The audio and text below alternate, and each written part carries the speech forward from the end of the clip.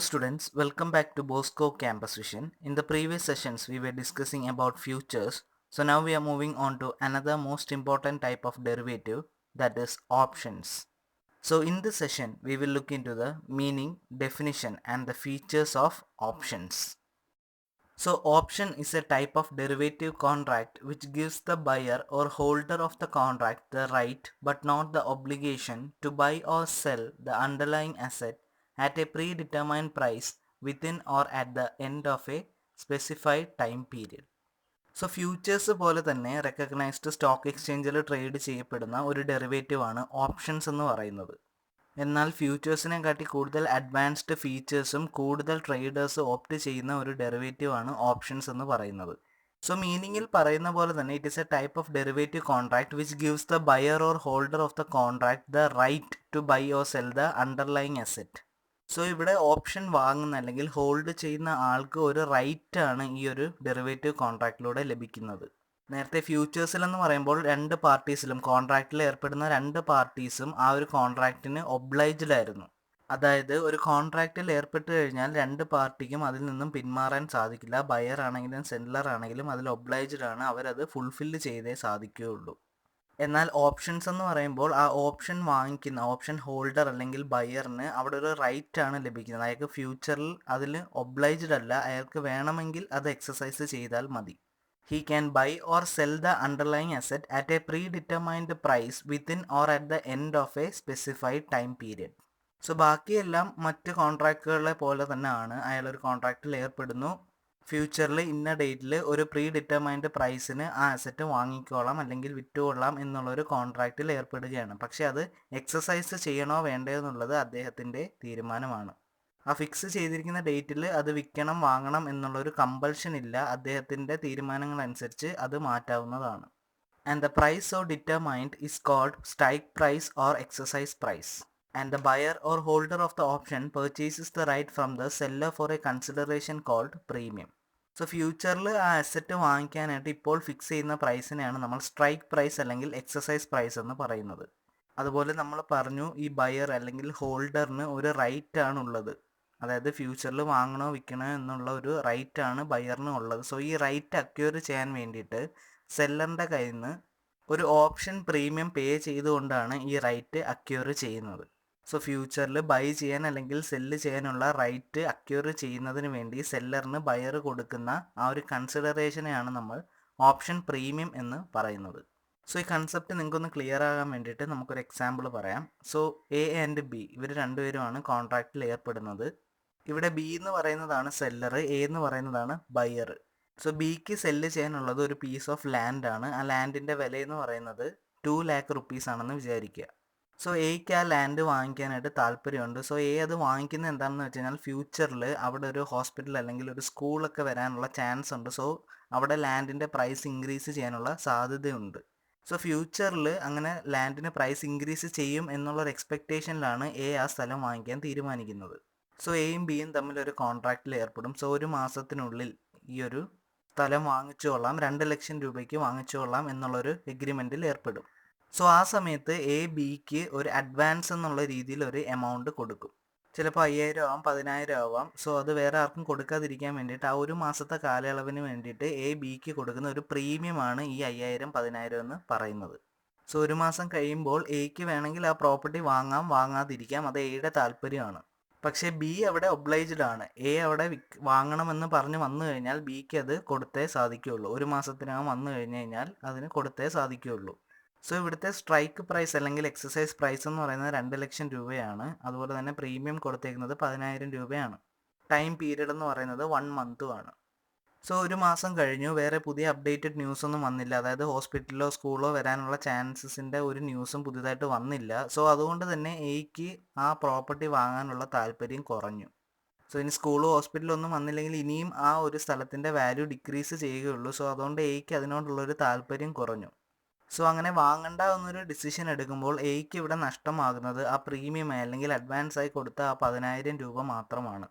In case അവിടെ സ്കൂളോ ഹോസ്പിറ്റലോ വന്നായിരുന്നെങ്കിൽ അതിൻ്റെ വില 2 ലക്ഷം രൂപയ്ക്ക് മുകളിൽ പോയേനെ. പക്ഷേ എയ്ക്ക് അത് 2 ലക്ഷം രൂപയ്ക്ക് തന്നെ വാങ്ങിക്കാനും സാധിച്ചേനെ. സോ എക്സ്പെക്റ്റേഷൻ പോലെ നടന്നായിരുന്നെങ്കിൽ പ്രോഫിറ്റ് എന്ന് പറയുന്നത് അൺലിമിറ്റഡ് ആണ്, പക്ഷേ ലോസ് എന്ന് പറയുന്നത് ലിമിറ്റഡ് ആണ്. 10,000 രൂപ മാത്രമേ എനിക്ക് നഷ്ടപ്പെട്ടിട്ടുള്ളൂ. സോ ഈ ഒരു സെയിം കൺസെപ്റ്റ് ആണ് ഓപ്ഷൻസ് എന്നും പറയുന്നത്. ഇങ്ങനെ ബയറിന് ഒരു റൈറ്റ് കൊടുക്കുന്ന ഒരു ഡെറിവേറ്റീവ് കോൺട്രാക്റ്റ് ആണ് ഓപ്ഷൻസ് എന്ന് പറയുന്നത്. ഒരു ചെറിയ പ്രീമിയം കൊടുത്ത് ഓപ്ഷൻസ് വാങ്ങും, ഫ്യൂച്ചറിൽ അദ്ദേഹത്തിന് അത് വാങ്ങാതിരിക്കാം, അദ്ദേഹത്തിൻ്റെ താല്പര്യമാണ്. And there are mainly two types of option, that is call option and put option.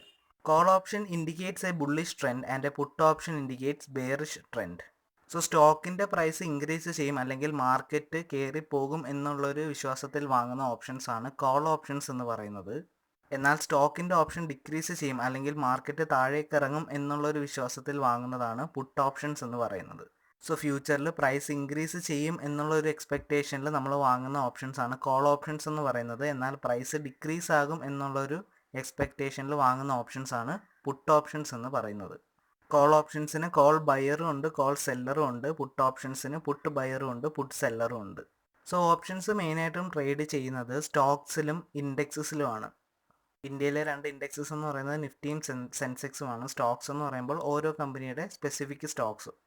So നേരത്തെ പറഞ്ഞ റിയൽ എസ്റ്റേറ്റിൻ്റെ ട്രേഡിങ്ങും ഓപ്ഷൻസിൻ്റെ സ്റ്റോക്ക് മാർക്കറ്റിലെ ട്രേഡിങ്ങും തമ്മിൽ യാതൊരു ബന്ധവുമില്ല. നിങ്ങൾക്ക് ആ ഒരു കൺസെപ്റ്റ് ക്ലിയർ ആവാൻ വേണ്ടിയിട്ടാണ് ഞാൻ ആ ഒരു എക്സാമ്പിൾ പറഞ്ഞത്. പ്രീമിയം പേ ചെയ്യുന്നതിൻ്റെയും സ്ട്രൈക്ക് പ്രൈസിൻ്റെ ഒക്കെ ഒരു ആ കൺസെപ്റ്റ് ക്ലിയർ ചെയ്യാൻ വേണ്ടിയിട്ടാണ് നിങ്ങൾക്ക് ആ റിയൽ എസ്റ്റേറ്റിൻ്റെ ഒരു എക്സാമ്പിൾ ഞാൻ പറഞ്ഞത്. ഇന്ത്യൻ സ്റ്റോക്ക് മാർക്കറ്റ്സിൽ മോസ്റ്റ് കോമൺലി ഇൻഡെക്സിൻ്റെയും സ്റ്റോക്കിൻ്റെയും കോൾസും പുട്ട് ഓപ്ഷൻസും ഒക്കെയാണ് സെല്ല് ചെയ്യുന്നതും ബൈ ചെയ്യുന്നതും. So this is all about the basic meaning or the concept of an option contract. Next we will look into the definition of option.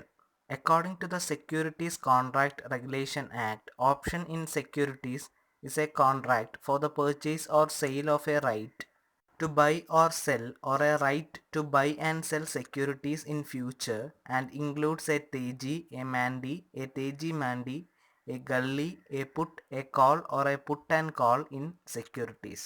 So securities contract act പ്രകാരമുള്ള ഓപ്ഷൻ്റെ definition ആണ്. So simply പറഞ്ഞു കഴിഞ്ഞാൽ ഫ്യൂച്ചറിൽ securities വാങ്ങാനോ വിൽക്കാനോ വേണ്ടിയിട്ടുള്ള right acquire ചെയ്യാനുള്ള ഒരു contract ആണ് ഓപ്ഷൻസ് എന്ന് പറയുന്നത്. അത് തന്നെയാണ് ഈ ഡെഫിനിഷനിലും ഡിസ്ക്രൈബ് ചെയ്യുന്നത്.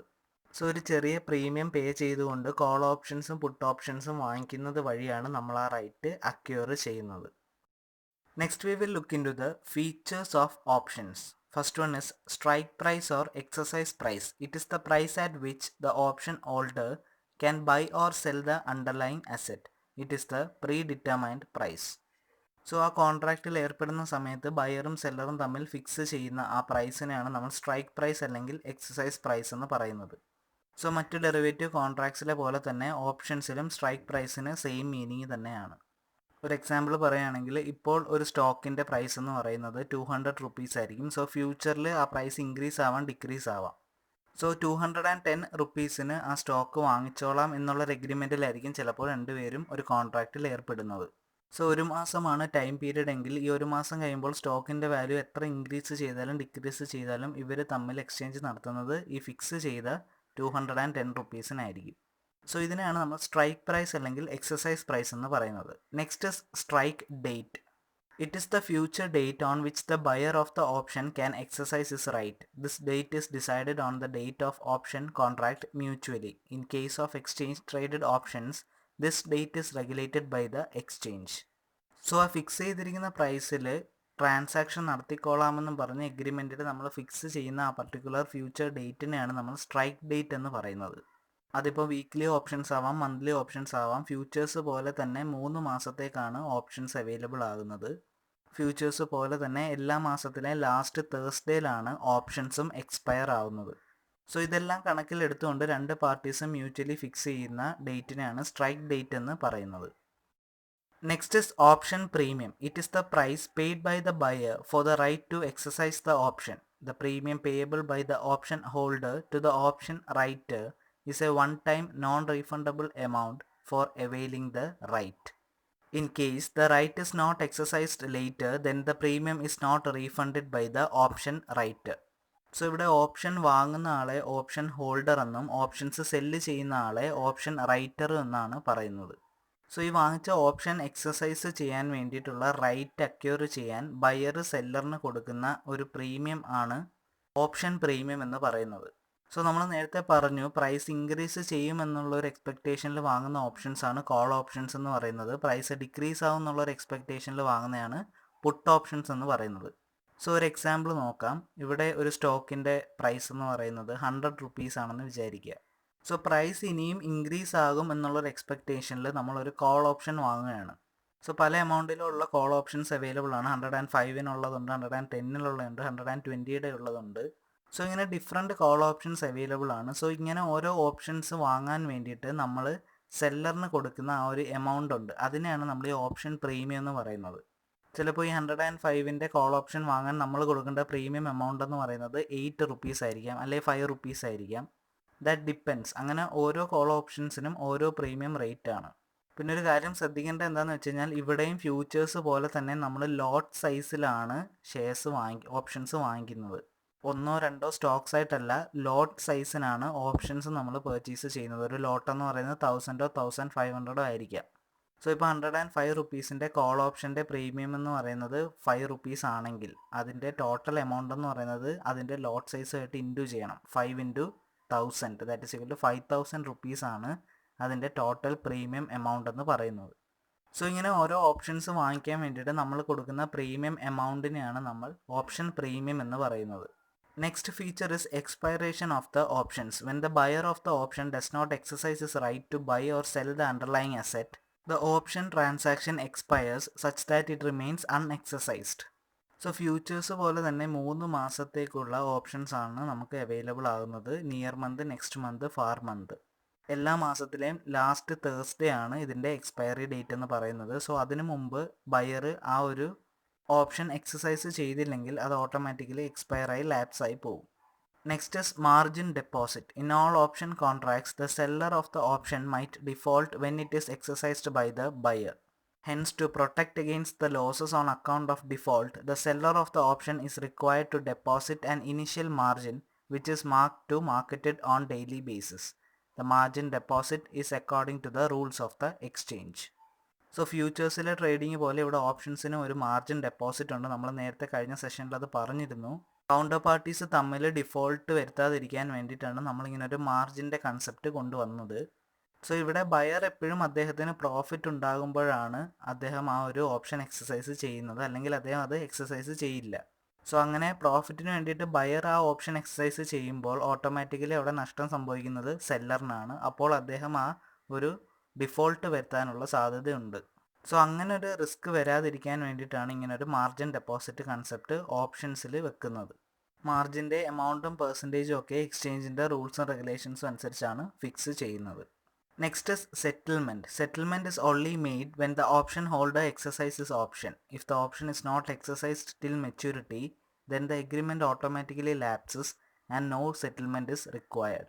സോ സെറ്റിൽമെൻ്റ് എന്ന് പറയുന്നത് ആക്ച്വൽ പ്രൈസും സ്ട്രൈക്ക് പ്രൈസും തമ്മിലുള്ള ഡിഫറൻസ് എമൗണ്ട് ആണ്. സോ ആരാണോ ഇതിൽ നിന്ന് ഗെയിൻ ചെയ്യുന്നത്, ബയറാണോ സെല്ലറാണോ, അവർക്ക് ആക്ച്വൽ പ്രൈസും സ്ട്രൈക്ക് പ്രൈസും തമ്മിലുള്ള ആ ഡിഫറൻസ് എമൗണ്ട് അവരുടെ അക്കൗണ്ടിലേക്ക് ട്രാൻസ്ഫർ ചെയ്ത് കൊടുക്കപ്പെടും. സോ ഓപ്ഷൻ എക്സസൈസ് ചെയ്തെങ്കിൽ മാത്രമേ ഈ ഒരു സെറ്റിൽമെൻറ്റ് ആവശ്യം വരുന്നുള്ളൂ. ഇൻ കേസ് അവർ ആ ഒരു എക്സ്പയറി ഡേറ്റിന് മുമ്പ് ബയർ അത് എക്സസൈസ് ചെയ്തില്ലെങ്കിൽ കോൺട്രാക്റ്റ് ഓട്ടോമാറ്റിക്കലി ലാപ്സ് ആവും, അവിടെ ഒരു സെറ്റിൽമെൻറ്റിൻ്റെ ആവശ്യം വരുന്നില്ല. So all these are some of the important features of options. So ഈ ഓപ്ഷൻസ് എന്ന് പറയുന്നത് വളരെ വൈഡ് ആയിട്ടുള്ള ഒരു കൺസെപ്റ്റാണ്. മറ്റോ ഏതൊരു ഡെറിവേറ്റീവ്സും പോലെയല്ല. ഏറ്റവും ഇമ്പോർട്ടൻ്റ് ആയിട്ടുള്ള കൂടുതൽ പേരും പ്രോഫിറ്റ് അക്വയർ ചെയ്യാൻ വേണ്ടിയിട്ട് യൂസ് ചെയ്യുന്ന ഒരു ഡെറിവേറ്റീവ് ടൂളാണ് ഓപ്ഷൻസ് എന്ന് പറയുന്നത്. സോ അതിൻ്റെ വളരെ ബേസിക് ആയിട്ടുള്ള കാര്യങ്ങളാണ് നമ്മൾ ഈ ഒരു സെഷനിൽ ഡിസ്കസ് ചെയ്തത്. സോ അടുത്ത സെഷൻസിൽ നമുക്ക് ഈ ഓപ്ഷൻസിനെ പറ്റിയിട്ട് കൂടുതൽ ഡീറ്റെയിൽ ആയിട്ട് നോക്കാം. So in this session we discussed the meaning, definition and the various features of options. Hope all are clear with the topic. Thank you.